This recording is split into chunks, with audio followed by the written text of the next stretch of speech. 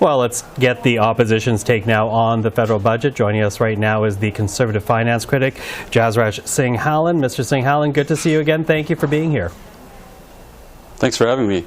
So we've heard the Liberals describe this as a budget designed to include every generation. What is your reaction to it? This photo op budget, before it came out, our leader had a clear message, Pierre Poilievre. We wanted Justin Trudeau to stop. Stop his inflation, stop his spending, stop his deficits, and stop the tax hikes. But he blew right through that stop sign and added an additional $40 billion of fuel on the inflationary fire that he started. So to those middle-class families, those that are paying high interest rates, mortgages, that can't afford groceries, today gave no sigh of relief at all, which Justin Trudeau has done for the last 8 years. After 8 years, housing costs have doubled. It costs double the amount for anyone to save up for a down payment on a house. And we see students living under bridges, nurses living in their cars. And this is because of Justin Trudeau's continuous spending and deficits. Today, there was nothing but more of the same. Well, in many ways, you are correct, because it was what we heard in the fall economic statement. We heard the finance minister long before today saying that the budget would not exceed the $40 billion mark. And I take it that you are not happy that it is in deficit. But to hear it from the Liberals, they are still well within their fiscal guardrail by keeping it at 1.3% of GDP. Let's remember that Justin Trudeau has delivered 9 inflationary budgets after he had claimed that budgets balance themselves. And what did that give Canadians today? We see the most rapid interest rate hikes in Canadian history, putting Canadians most at risk in the G7 for mortgage default crisis because of the inflationary spending that gave Canadians 40-year highs in inflation. He slammed Canadians with a carbon tax that he increased by 23% on April the 1st. And it's not people like Justin Trudeau that gets affected by these taxes. It's the middle class people, it's the moms, it's the seniors, it's the small business owners that are getting slammed and getting hurt by these changes. All it's doing is putting Canadians further and further into debt. In fact, now we have 2 million Canadians going into a food bank in a single month because of these taxes, and 1 million more projected to this year.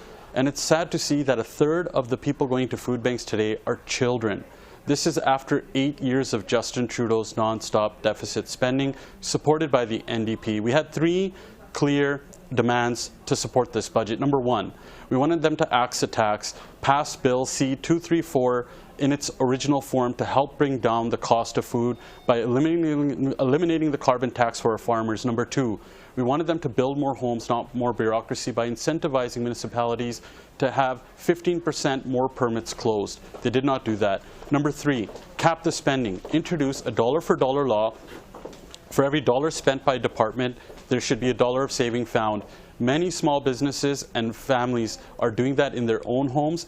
Government should work the same way, because we believe $1 in the hands of those that earned it is much better than $1 in the hands of a politician or a bureaucrat that ends up taxing it and spending it. Well, and let me push back on that just a bit, though, and present to you the counter of that, because we have seen many players, whether they be provincial governments, municipal governments, or interest groups, calling on the government to actually get more involved and invest. And while it might be a different course than we would have taken as Conservatives, they are, for example, investing in housing, and that is welcomed by many provincial premiers as well as municipal leaders. Would you cut back on that? Would you turn that direction around if it is in fact the spending that is meeting the demand from provincial and municipal leaders? Everything Justin Trudeau has touched in the last 8 years is broken. He committed $89 billion for housing. What happened to housing costs in the last 8 years? Rents doubled, mortgages doubled. It takes double the amount to save up for a down payment on a house. This is 8 years of his record. I was a former home builder before. I don't remember meeting any other home builders that used to say, I hope there's more government involved in my business. One of the biggest reasons why builders aren't building. But part of the funding is reducing bureaucracy, which seems to be the course that builders are applauding right now, because that is happening at the provincial and municipal level, is it not? The proof is in the pudding. We're going to have less housing starts this year than when we were in the 1970s, when we had half the population. I have yet to see, and many have yet to see, the proof that Justin Trudeau committing $89 billion has done anything but doubled housing costs. And once again, the side effect of Justin Trudeau's spending is those high interest rates. The governor of the Bank of Canada had to go on the most aggressive interest rate hikes.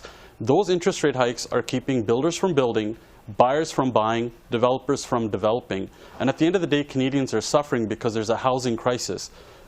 Now, Sean Fraser, who is the housing minister, one of the most incompetent immigration ministers, ignored a warning by the Immigration Department 2 years ago that he completely ignored the warning that there was a housing crisis, and by going down the path of their immigration levels, it would make the housing crisis worse. He completely ignored that warning. And in fact, his predecessor is also blaming him for this issue when he said things are out of control. So we agree with him. And Canadians are suffering now because they cannot afford housing. They cannot afford to eat or house themselves any longer after 8 years of Justin Trudeau. Jasraj Singh, Hallan, thank you for this. I appreciate the time as always. Thanks a lot.